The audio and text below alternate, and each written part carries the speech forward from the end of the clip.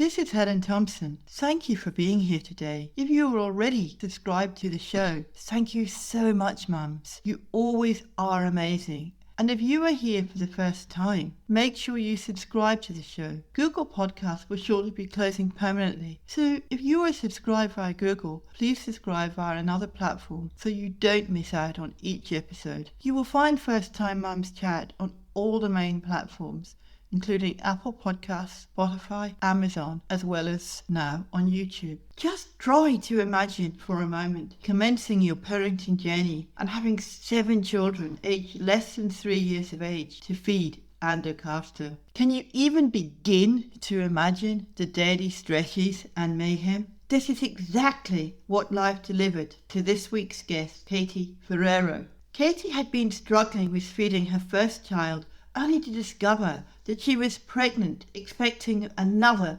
4 babies at once. Yes, you're not hearing things. Quadruplets. Not surprisingly, her immediate worry was how was she going to feed another 4 needy little ones when she was struggling with just 1. During our chat, you'll hear Katie explain how she came across baby-led weaning and utilized her background as a nutrition professor to develop her 100 First Foods approach. You'll hear Katie share many great tips and insights during our interview, including how a baby-led weaning approach will save you both money and time, how baby-led weaning helps your baby to develop a foundational love of food, and why snacks and too much milk are the biggest saboteurs of the toddler diet, and much, much more.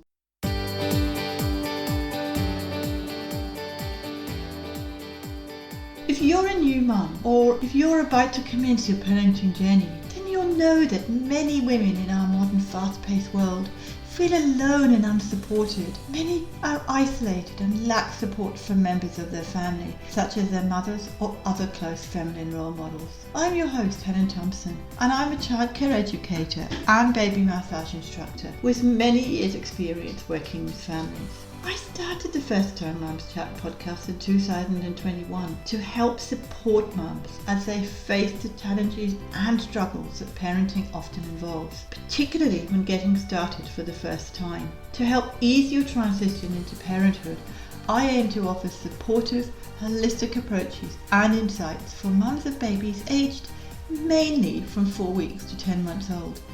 In each episode, you'll hear insights from experts and other mums to help you become the most confident parent you can. Let's do this together. This podcast is for informational purposes only and does not constitute medical advice. Please contact a medical practitioner if you are concerned or have any medical issues.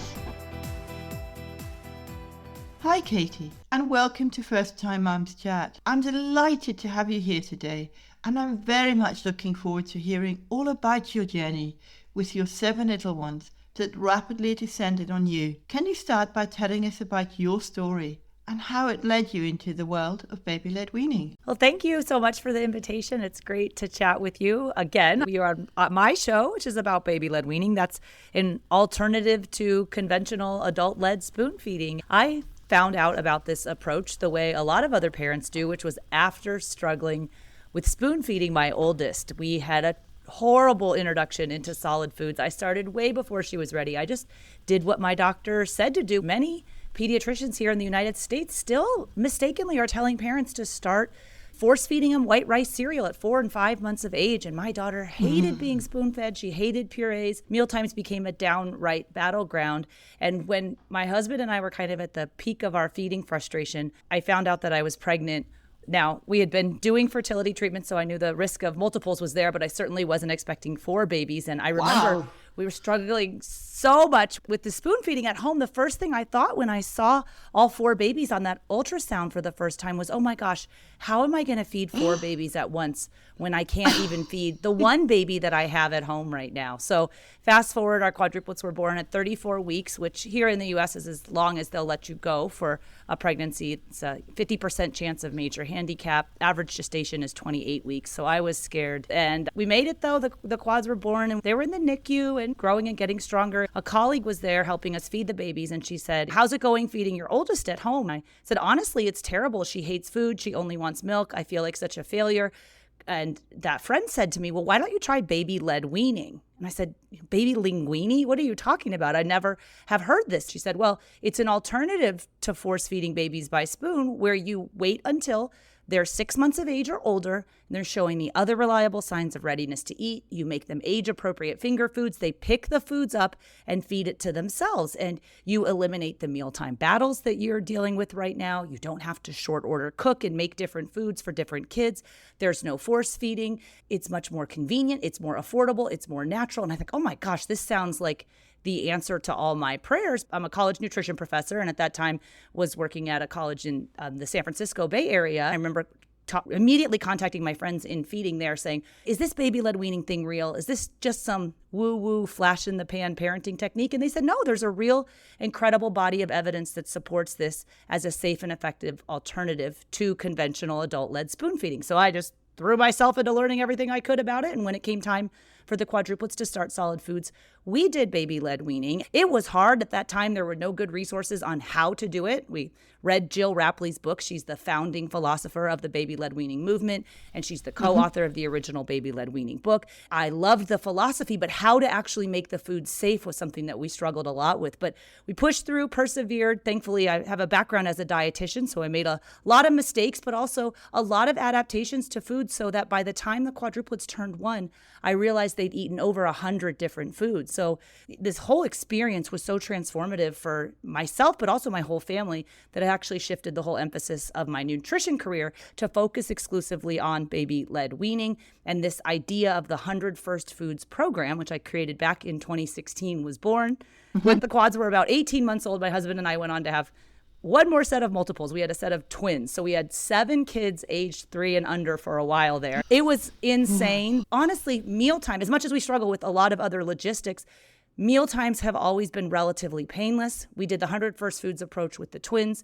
I turned that into a digital program. We've now helped tens of thousands of families all over the world use this approach to help babies build what we call diet diversity. And we can chat a little bit about that today. This idea of helping babies be exposed to such a greater variety of foods and flavors and tastes and textures when that all-important flavor window is open. It's a brief window of time where your baby will like and accept a wide variety of foods. And this approach has been so helpful because what you're essentially doing is helping your baby develop a foundational love of food. And that's all parents want. They don't want to fight with their kids at mealtime. They don't want to short order cook and make different foods for different kids.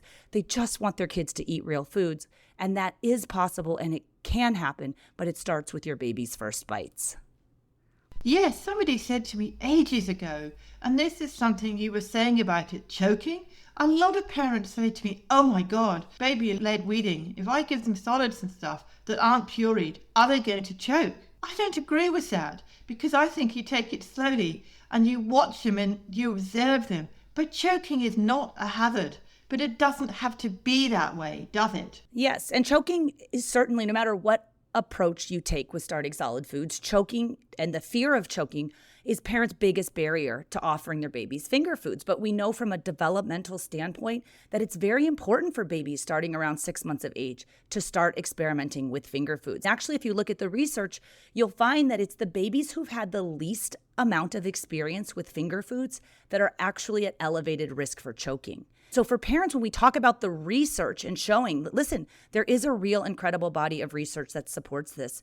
And if you look at the research, we know that there's no higher risk of choking when you start solids with a baby-led approach compared to conventional adult-led spoon feeding. But that only holds true if the parents are educated about reducing choking risk. So that's what I, as a dietitian specializing in baby-led weaning, I do. I teach parents how to reduce the risk of choking so that you can safely offer this wide variety of foods. To be honest, putting anything in a baby's mouth, including a spoon, can be a choking hazard. So we teach parents how to utilize what we call the preloaded spoon approach. You can honor the self-feeding principles of baby-led weaning and still offer pureed foods like yogurt and unsweetened applesauce and oatmeal. We do that by loading the spoon, putting it in the baby's hand, and then letting the baby be the one who guides the foods to their mouth. So you can incorporate puree, but as Jill Rapley pointed out when she kind of established this entire field of infant feeding, It's not that babies dislike the food that is being fed to them. They dislike the feeding that is being done to them. So if we talk about starting solid foods as a responsive feeding method, right? Parents learn all about responsive bottle feeding and breastfeeding. When your baby is full, they turn their head away from the bottle or the breast. Why then at 6 months of age, when we're starting solid foods, do we just rip away that baby's autonomy and start shoving arbitrary amounts of pureed gook down their mouth? Just because you can shove a spoon of pureed food down a baby's throat at 4 months of age doesn't mean that you should. So baby-led weaning honors your baby's autonomy and their inborn abilities to listen to their body, to know when they're hungry, to stop eating when they're full. This process takes about 6 months. I think sometimes we live in this instant gratification era, right? People want all the knowledge in 6 seconds on TikTok, or like literally 3 seconds at this point, and they want their babies to eat 100 foods overnight. We say your baby doesn't just magically wake up on their first birthday and know how to eat 100 foods. We use the weaning period from 6 to 12 months of age. It's this long runway. It's this practice period where your baby's going to go from 6 months of age, 100% of their nutrition is coming from infant milk. But by 12 months of age, most of their nutrition can be coming from food. That's only if we practice, if we prepare food safely, if we're offering babies lots and lots of opportunities to learn how to eat. That 6 to 12 month period, it's remarkable and it's life-changing because they're shifting the source of nutrition from infant milk to food. And we're there as the guides, making sure that they do it safely. But to kind of circle back, there is no higher risk of choking, provided that the parents are educated about reducing choking risk. It's interesting you talk about autonomy because I come from a baby massage and childcare background, and it's so important that you allow the baby to say no. If a baby's turned away, then I respect that. And it's the same what you were saying about baby-led weaning. It's not force-feeding them. Let them choose what they want to eat when they want to eat. Yeah, but it is not instant gratification, right? Especially at the beginning, they're not eating very much and parents freak out. They say, oh my gosh, they're not getting enough. But we have to remember that even when we start solid foods, infant milk, be that breast milk and or formula, that still remains your baby's primary source of nutrition. So you've got this long 6 month period where they're learning how to eat, but you've got that insurance policy of the infant milk providing most of the nutrition until they get the hang of it. It generally takes most babies between 8 and 12 weeks after they start solid foods until they really get into it. So in our program, we teach the different phases. Phase 1 of baby-led weaning is the first 8 weeks where parents are like, this is ridiculous. They're not eating anything. I'm making all these different foods. I'm reintroducing them.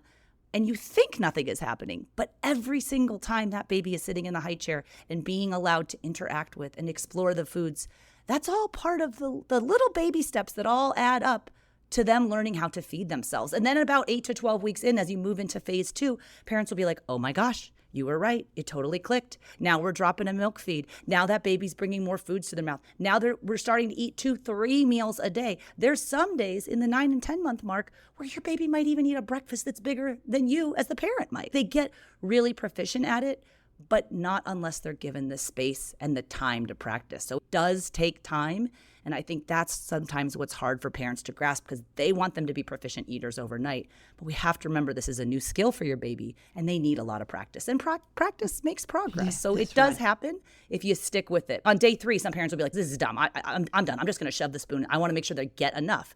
Well, if you shove it in their mouth and they don't like it, they start to have negative associations with food and feeding, or they start to reject it, or God forbid they have a choking incident. Now they're associating food and feeding with choking. Now there's food refusal, there's food aversion. Then these are the babies that end up in feeding therapy. As my feeding therapy colleagues will openly express, the majority of what they see in feeding therapy in the toddler years, they say this absolutely could have been prevented if the child were allowed to experiment with different textures and feed themselves from their first bites. So again, baby-led weaning is honoring your baby's ability to do that.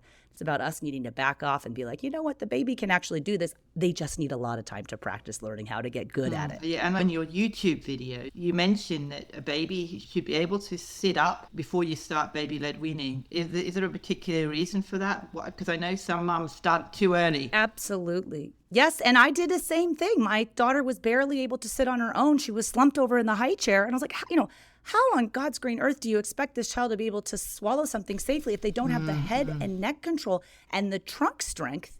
That's what we're indicating. When a baby can sit relatively on their own, they're showing you, I have the head and neck control. I have the trunk strength to facilitate a safe swallow. That doesn't come until 6 months of age or even longer. And that's sometimes the spoiler alert for parents is not all babies are ready to start solid foods right on their 6-month birthday. A lot of babies can't sit on their own until 6 months plus 1 week or 6 months plus 2 weeks or even 6 months plus 3 weeks. If your baby was born prematurely, you have to wait until their 6-month adjusted age before they're even going to be demonstrating those reliable signs of readiness to feed. So if that term is unfamiliar to you, for those of you with premature babies, I'll use my quadruplets as an example. They were born 6 weeks prematurely at 34 weeks gestation. So I had to wait until they were 6 months plus 6 weeks. So they were 7.5 months chronological age before they were even starting to sit up. I was hearing from everyone, those babies need to eat. You need to feed those babies. But if they can't sit up on their own, they're not ready to start solid foods. And the risk of choking goes through the roof if you try to make a baby eat who is not yet ready to eat. So I always tell parents, there's no rush. I mean, you don't want to wait until 9 months to start solid foods. We sometimes see parents like, oh, I want to wait till they're really ready. By around 7 months, most babies are sitting relatively on their own.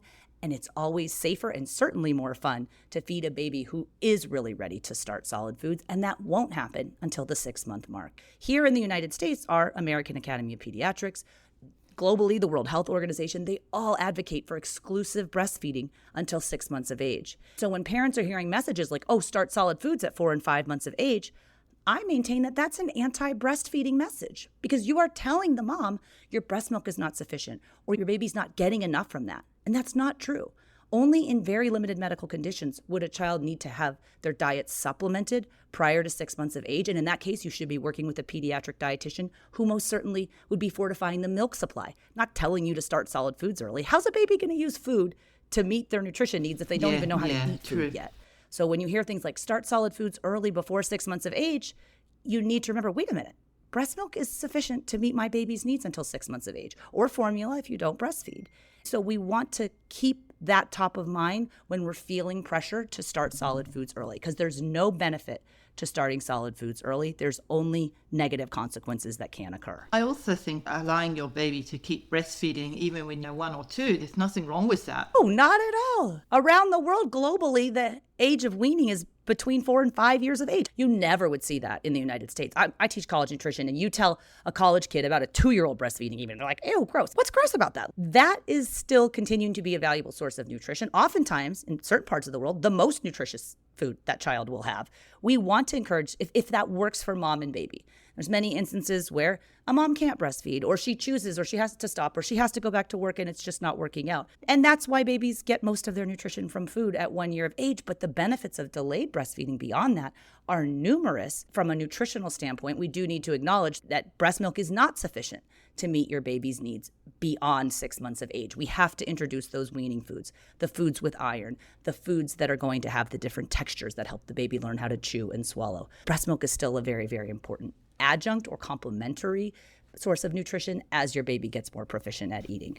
Yeah, when I was in childcare, I used to see a lot of mums that babies were 2 years old, and this was way back in the 80s, and I saw them breastfeeding still, and I poo-pooed it. But having the experience that I've got now, I realised, well, what's wrong with it? It's good. As long as they're still getting solids, as long as they're still getting other foods on top. I agree. I think reminding parents that you know your baby best, you know your baby's ability, you know when your baby is sitting up and showing you that they're strong enough to start solid foods. But we all know that healthful food doesn't magically appear on the table. Babies don't just wake up on their first birthday and magically know how to eat 100 different foods. It is on you as the provider to make the food. And I always tell parents, like, listen, you're going to have to feed this small person for at least the next 17 and a half years of their life and even longer. So you might as well do the work now when your baby is willing and open to trying a wide variety of foods and flavors and tastes and textures. So that's why I put together a 100 first foods list in case parents are running short on ideas of foods that babies can eat, because oftentimes they'll come out of the gate real strong with baby-led weaning. Like, yes, I'm doing avocado, banana, sweet potato. And then you check in a few weeks or months later and they're still only feeding avocado, banana, and sweet potato. Well, those foods are great for the first few days of baby-led weaning. There's no iron in there. There's no different texture opportunities. They're missing other parts of nutrition, like avocado, banana, and sweet potato. That's not complete nutrition. We need to be offering protein foods, iron foods, the different allergenic foods, So I created this approach where we offer 5 new foods a week. I call it the 5-step feeding framework. You offer a new fruit on Monday. You offer a new vegetable on Tuesday. We do a new starchy food, lots of whole grains, on Wednesday. You do a new protein food. We do both animal and plant-based proteins on Thursday. And then on Friday, you try a new allergenic food. In the United States, we have the top 9 allergenic foods. So those are the 9 foods that account for about 90% of food allergies. We do one of those every single week for the first 9 weeks. So right as you're entering phase 2 of baby-led weaning, your baby's already eaten all of these allergenic foods. If you do 5 new foods a week, that's 20 foods a month. In 5 short months, your baby's eaten 100 different foods. And the reason why that's so important is because if we look at conventional adult-led spoon feeding, the babies who only eat purees might have at most 10 or 15 foods under their belt by the time they turn 1. You know, Helen, from your experience in child development, that after they cross that 1-year mark, children become picky. That's developmentally appropriate. You did not do anything wrong. If you lose those 10 or 15 foods that your baby has to picky eating, though, that becomes a very challenging child to feed. Those are the babies that end up in feeding therapy. But if your child has 100 different foods that they can eat and you lose 10 or 15 of those to picky eating, it's no big deal because you still have 85 or 90 foods that the child will eat. And that's the magic of the 100 first foods approach. There's nothing magical about the number 100 other than it's a really good benchmark for parents to strive towards because it means your baby's going to be getting a variety of textures, a variety of nutrition. You're going to get the protein foods in. You're going to do the allergenic foods. Your baby's going to have fun experimenting with all of these different foods. Sure, at the beginning, they sniff it and they smash it and they put it in their ear. And parents get stressed out by that. We say, listen, learning how to eat is a full sensory experience. And all that smushing and smashing and sniffing, that's part of the full sensory experience that is learning how to eat. So when we force children to suck purees out of the pouches, they don't see the food. They're not smelling the food. There's no texture opportunity there. Not to mention that it's not developmentally appropriate for children to have to suck out of a pouch. There's lots of problems with pouches. We want children eating and learning how to eat real food. The point here is that for generations prior to the advent of commercial baby food, there wasn't a whole aisle of pouches at the grocery store for you to buy, right? Babies have always eaten modified versions of the same foods the rest of their family eats. So this is a very natural return to the way we taught children to eat prior to the advent of commercial baby food, which costs a lot of money, is not developmentally or nutritionally complete, and oftentimes delays the inevitable skills that we want the children to learn how to do, which is learning how to chew and swallow a variety of different foods.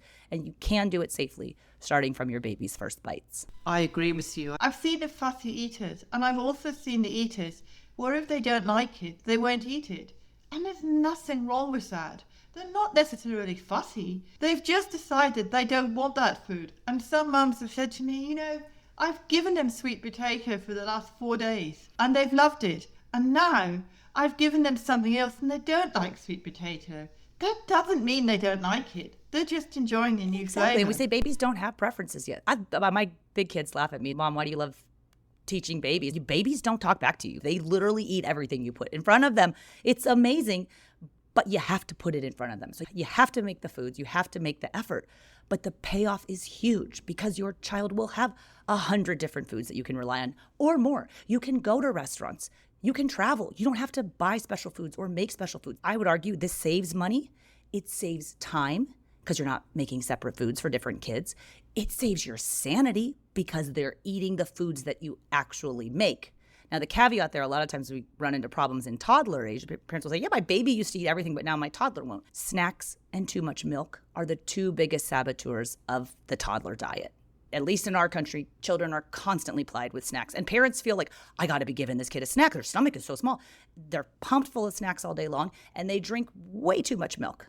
So if your toddler's belly is full of snacks and full of milk, there's no way in heck they're ever going to sit down and eat the meals that you're preparing them.